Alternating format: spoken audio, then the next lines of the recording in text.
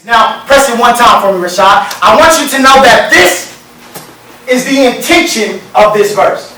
This is the intention and the mission of God when He is creating us, and also the intention of God, but also the mission of us. Now, at any time between this little gap, oh Lord have mercy, between this gap between 26 and 27, God could have changed the mission before He created. So what He's saying right here is God saying, we need to do this. Let us do this. We need to make a man in our image. And then when we make them, we need to give them dominion over the fish, the sea, and all of that. They need to have dominion. But that was the intention and the mission. Now, God could have stopped, but He didn't.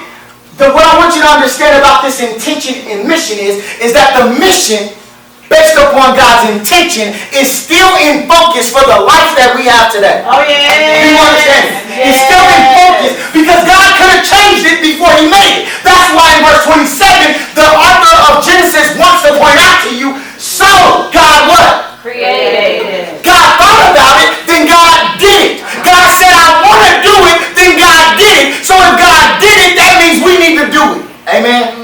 So it says, God created man in His own image. In the image of God, He created him.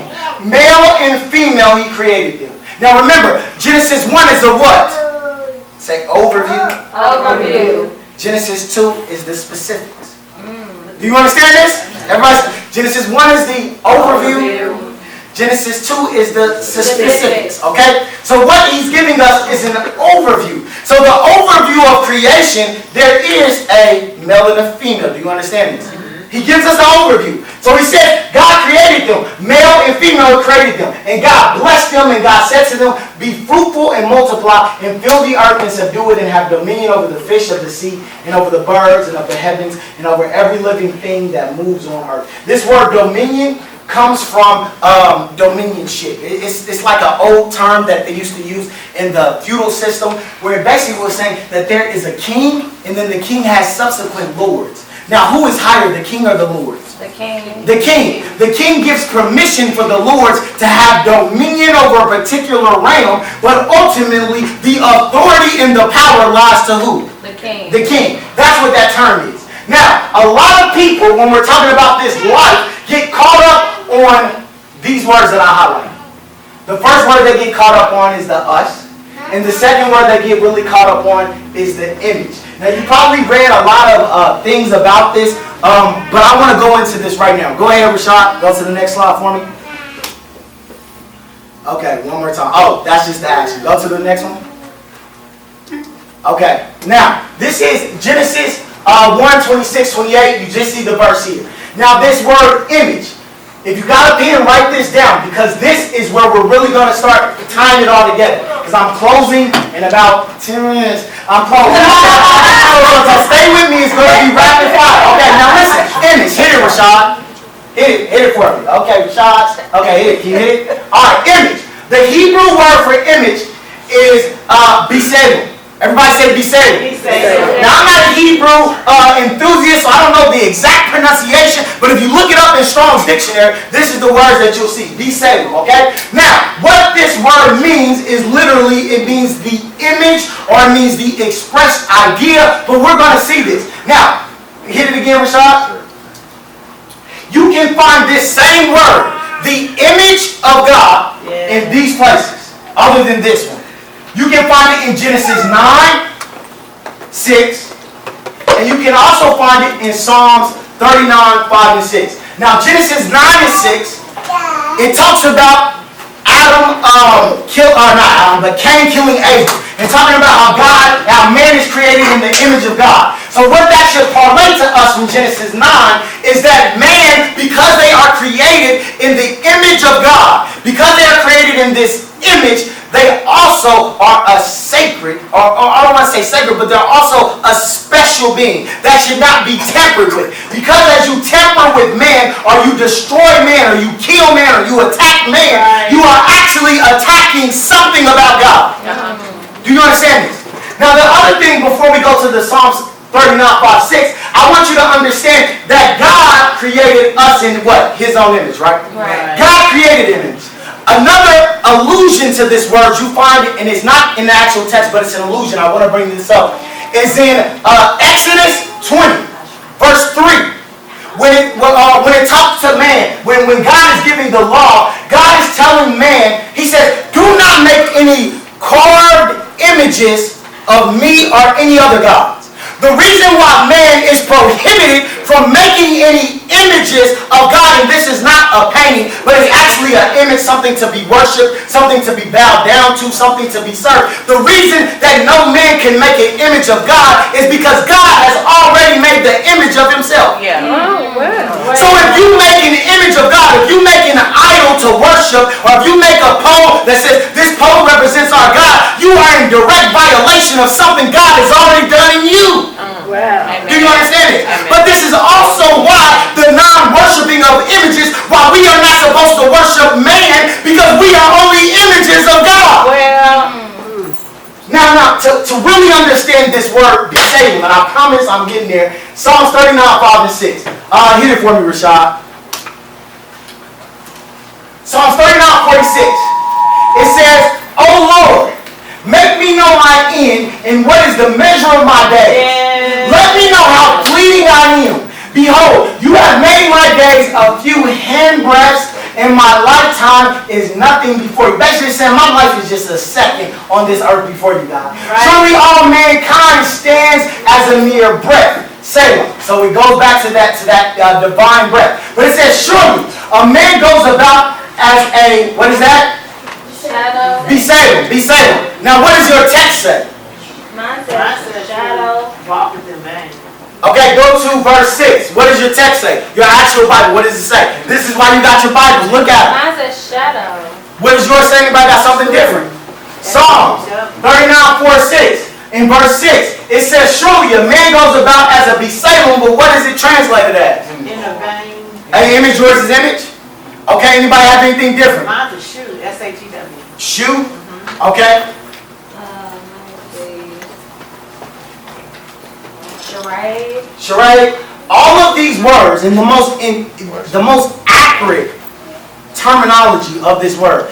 While image would be probably the close second because that's the actual translation from Genesis 1. The really close thing about that word is actually this. Shadow. Shadow. Right. Now I want you to think critically about what it means for God to have created a what of himself? A shadow. Listen. A shadow He- follows you. Lord, somebody, you get me? A shadow what? Follows you. Not only does a shadow follow you, a shadow has no shape without you. Do you understand this? If I know more, I don't even cast a shadow. And furthermore, if you ever read Peter Pan, you would understand this even more, is that when the shadow gets out of hand, the shadow has to be attached back to the person. Do you understand what I'm saying? It says that this word is best described as a shadow. Another thing that should immediately take your attention to is Hebrews, where it talks about these shadows, that the law was a shadow, an imperfect something, of something perfect to come. We are an imperfect reflection of who God truly is. Do you understand this? Our light is supposed to be a shadow of God. Do you understand this? And you need the sun for the Look, shadow. some of you getting ahead of yourself. You getting ahead of yourself. But listen. The shadows. Now what? Now we said yes, the shadow is the present of the figure in order to live, right? Because if I'm not here, there's no way that I don't cast a shadow. Well, good, guess what? You're in luck because we worship a God who is never going anywhere. We worship a God who is always present and on time and always there in our lives. So he is always there. The question is, where's the shadow? Because the shadow, if there is no light, there is no shadow. That's right. In order for us to have the life that God intended for us to live as his original creation, the Besalem, we need light in our life. Now where is the light? That's the question that you gotta ask yourself. Where is the light? Who is the light? Where is the light? This is the light right here. Jesus. Amen. This is the light. Oh, did I go back? Oh man. Oh, I'm sorry. I jumped ahead of myself. We'll get back to the light. I'm not the close. I'm sorry. Let me just give you this. Let's get to the us in this. This is where I was going with that. This is why this slide is here. Forgive me. We're a shadow of who? God, right? So we have to understand the us. You got to understand the us to understand the shadow. When people see this us, as my mom was approached, as one of my fraternity brothers has been approached, it's this theology of this dualism of God. There's a man God and a woman God, a mother God, a father God. I want you to understand that this us, the word us in the text is the word Elohim, which simply means God, but it's in a plural text. Sometimes theologians have hypothesized that the us is actually a royal imperative. So if you've ever saw some of those old movies, the kings would say, okay, my fellow people, we are going to go. Or he'll be talking about himself and he'll say, we are going to go. Because he's a royalness and they speak about themselves in imperative. Some people think it's a royal imperative. But I am of the school of thought that us, this Elohim, is actually a reference to the Trinity. Okay? The Trinity of God. That God at the beginning of time was telling us that there's three of us. There's the Father, the Son, and the Holy Spirit. And we together are one. So what I want us to say is when you see this, don't say, oh, it's a man and a woman. The reason why it cannot be a man and a woman God is for this reason. Go ahead, Rashad. Go ahead. Deuteronomy 6:4. Go there. We're closing it. I'm promised. We was right there, but I had to bring us back really quickly. Deuteronomy 6:4. Does everybody have it? This is the Shema. Every Hebrew, every Jew, they say this Shema, I think 3 times a day. And it starts off with Deuteronomy 6:4. It's a prayer that they say that allows them to connect with God and to be closer to God and remember who God is. And it starts out with Deuteronomy 6:4. Does anybody have that? Okay, good, because I think I got it too. Okay, here we go. In Deuteronomy 6:4 it says, hear, O Israel, the Lord our God, the Lord is what? One. So when you see us and somebody's telling you, well, there's a mother God and a father God, how can it be 2 gods when it says that what? They're one. They're one God. Amen. They're one God. Now here's the beauty of the word one, is that this word one is the Hebrew word ehad. Now this word one doesn't just show up here where it talks about the Lord is one. It also shows up here in Genesis 2:24 where it says, therefore a man shall leave his father and mother and be joined to his wife and they shall become one. Do you understand this? Men and women are already separated and they have to try to become one. So they're saying, here's the beauty of it, is that woman was created out of man to be something totally separate. So if anybody ever tells you that there's a God man and a God woman or a God father and a God mother, that automatically means that one of them, if that's the case, would have had to have been created after the other. Do you understand this? Because the man and the woman are trying to become one. Because God already is one. So if they say, oh no, it's this deity and that deity, then that means that deity are in the process of trying to become one. But our God doesn't need to try to become one, because Deuteronomy 6:4 already told you, hear, O Israel, the Lord, our God, the Lord is one. Lord have mercy. Do you understand it? We are created after a single entity, God, that is equal parts the Father, the Son, and the Holy Spirit. That just shows you how unique you are. That in the same breath that you can have a little bit of Father and the seed in you, in the same breath you can have a little bit of sacrifice in you, and in the same breath you can have a little bit of comfort in you. And you do it perfectly because you're only a shadow of it. But you need to be following the one. Furthermore, if it is a mother God and a father God, which one are you following? Lord, that's too much. That's too much. But I have to bring it up because we're close to a congregation that believes that. And you might be approached by somebody that comes up to you and say, do you believe that? And you can say, no. Did you read Deuteronomy 6:4? Did you know that same one, men and women, are still trying to become one? There's people that's married for 50 years that are still trying to become one, and you trying to tell me that a mother and a father are one? No, they're not. Right. But my God is. Well. But my God is. I just want to sorry, man, I took up too much time with that one, but here we go. We done went back somehow. Okay. Yes, Mama. You have something? Oh, okay. All right. Okay, yes. So also what this means is that we created after the image of one God. We were created as relational. Right. That's the difference, really. Is that we, and Sylvester talked about the uniqueness of us. The uniqueness comes really from us being a direct shadow or image of God, but also that we were created to have a relationship Yes. in two different planes of existence. God is a spirit. Right. He's not a man that he should lie. Do you understand that? That's it. We are man. So we have relationships on earth, but we are the only creatures that are capable to have a relationship in the spirit realm. You don't gotta tell me, oh my dog, yeah, your dog does have a soul because it has an effect. It is something that is living and breathing and energized by the Spirit of God, but your dog can't pray to God. Oh, Lord. I hope you understand. I don't want to offend you, but this is real talk. Right. There will be creatures in heaven. There will be. But they won't have the relationship that you and I have with God. Yes. Do you understand this? And people want to say this and that. No.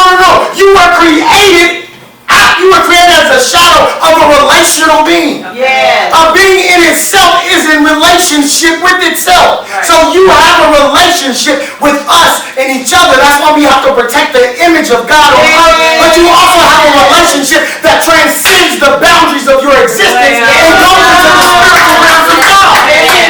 Because he created you with that. But here's the beauty of it, here's the sad thing about it. You have the potential to communicate with your creator every day, but you don't communicate. You have the ability to have a relationship that transcends what people are telling you here on this earth and listen to what God is telling you on a spiritual level, but you don't do it. But that's the beauty of how we were created. No other creature on earth can claim that they have a relationship with God. That's it. Because we were created with that in mind. Okay, now, I think we're really not following. All right. Where's the light? If we're shadows, where's the light? It's right here. In the beginning was the Word. Yes. And the Word was with God. And the Word was with God. Because we were created in the beginning, so whatever the light was had to be in the beginning. It says, and He was in the beginning with God. All things were made through Him, and without Him there was not anything made that was made. It says, in Him was life, and the light was the light. Why? Because you can have a figure, but if there is no light shining in the figure, that does not produce a shadow. Oh, you know what I'm saying? You can be you in a dark room and never cast a shadow. But if you are in the perfect light, there's a shadow that can be created. There has to be a Jesus before there was God in order for there to be you and me. It says He is the light, and the light that is in Him is actually what produces life in us. So you can have life here on earth and say I'm breathing and breathing, but the life of who we really are as the image of God emanates from something that never is extinguished. That's it. How do we continue to live without a body? Because the light source in which we were created never goes out. The God never goes out. So I never have a body that can take me. Now here's where you really can shout. John 3:17, we're going all the way back. You knew John 3:16, but now you can really appreciate John 3:17 through 21. So it says, for God did not send His Son into the world to condemn the world, but in order that the world might be saved through Him. For whoever believes in Him is not condemned, but whoever does not believe is condemned already, because he has not believed in the name of the only Son of God. And here it is in verse 19. And this is the judgment. And this is the judgment that faces you and I even today, that faces everybody else, is that the light was never as close as it is right now. Well. Oh Lord, the light was never as close as it is right now. The light came down to earth. And the light was so bright. Yes. Oh my God, the light is so bright. Yes. That is saying, if you can't be the shadow if they would exist in the darkness, can do whatever they want to. Because no light is there to illuminate what they're doing. Do you understand this? Well, But as long as there's darkness, if let's say there is an actual shadow, that's not in our physical realm, but let's say in imagination, if the shadow is there in darkness, who can say if your shadow is here? Who can say if your shadow is there? right. Nobody knows because it's dark. You know where you are, but nobody knows what the shadow is doing, and the shadow is free to do whatever they want to because nobody cares. But God says, "Is no longer can you do whatever you want to do because I've sent the light to shine in the world, and if you are not lined up with the Creator and be a shadow of Him, then you have already condemned yourself." Well, All right. When the light is in the world, if you're not lining up with Christ, I already know where you are. You're in the wrong place. If the light shines in Jesus Christ and you are not lined up with His image and His Holy Spirit, then I already know that you are condemned. I don't need to judge you. You've already judged yourself. You're not where the shadow is supposed to be.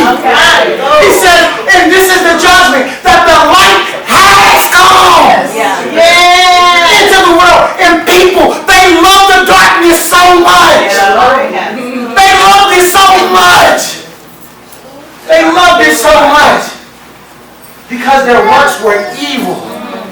When I wasn't in God, I loved that I couldn't see the light of Jesus Christ. Because I didn't have anything to say, oh, you know, I should be doing this or I should be doing. I was free to live and I really didn't think anything of it for real because the light was not that evident. But here's the thing, even when you don't recognize the light has come into the world. That's what our job is, and that's what our mission is to get people to recognize that the light is here. It's no longer time to do whatever you want to. It's time to get the shadow and place the big. Because the light is not the light is coming, the light has come. For everyone who does wicked things hates the light, but does not come to the light, lest his works should be exposed. Right. But whoever does what is true, they come to the light. They line up with God. They say, God, what is it that you're doing? Let me mirror it. I'll never mirror it perfectly Well, because I was never created to mirror it perfectly. Do you understand?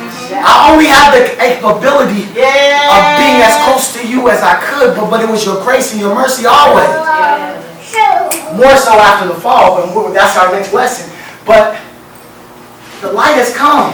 yes, it has. And I love this, comes the light, so that it may be clearly seen that His works Yes. have been carried out in God. Amen. The invitation is now. For everyone who believes, doesn't believe, it's that moment where you got to confess to yourself and you got to acknowledge that who I was created to be and the life that I was meant to have was meant to be a shadow image of my Creator. And I no longer can hide based upon what I think in the mere light that I try to release in my own life because the ultimate light has come. And even right now in my sinness, I still am standing guilty no matter how far I try to look away from the light. The light has come. But I love that it says they can't come to me because I've come. They say they're no longer able to come to me that has come. It said no, the light has come, so that was the invitation to come. Well, That's the invitation for us today, is that the light is here, but they need you to line up with God. The light is here, but they need you to confess your sins and repent of your sins and line up with God. Because I don't know, oh Lord, I don't know when judgment is coming. That final judgment. Not just the judgment that lets you know that you're not in correct alignment, but the judgment that comes to say, if you can't get right when the light was on, then you can't ever be right. That's coming. oh yes. But the moment lies before us now to say, hey, I recognize because Jesus is who He is. I'm not lined up right. The shadow is off. Let me get on God. Well, I recognize I do this too much in my life. And it's not right because Jesus is over here and I'm over here. Let me line up with God and that's get right. it. As my elders come up today, I want to impress you to say, get right with God. Line up on God. Because when Amen. the final judgment comes, and there'll be no more time for alignment. Because you're going to bow down wherever you are. But if you're not lined up with God, Lord, just get right now. Amen. He gave his only begotten Son not to condemn you, but to save you. Yes. Oh, Lord. As a kid, I used to run from my parents. Sometimes I even do it now. Sometimes you do something bad and you don't want to face the consequences, so you think running. That's how my daughter is. Every time she thinks she's done something wrong, she'll run from us. And I chase her. One time she didn't do nothing wrong. I just wanted to give her some candy. But in her mind, I didn't think she really was doing something wrong. And she actually ran from me. I had to chase her down to get candy. I didn't come to condemn you, baby. I came to save you. Lord, have mercy. Even in that same example, sometimes as children, we'll do something wrong or dangerous that can kill us, that can hurt us, and our parents are coming and they're saying, no, don't do this. And you think they're trying to come down when you know they're trying to save you. Lord, my mama was so harsh with me. I would think, Mama, why are you being so hard on me? She's trying to save my life. If my mama wasn't hard on me, where would I be now? If my daddy wasn't hard on me, where would he be now? If my father condemned you, the might has come to show you where you're supposed to be so you can be saved.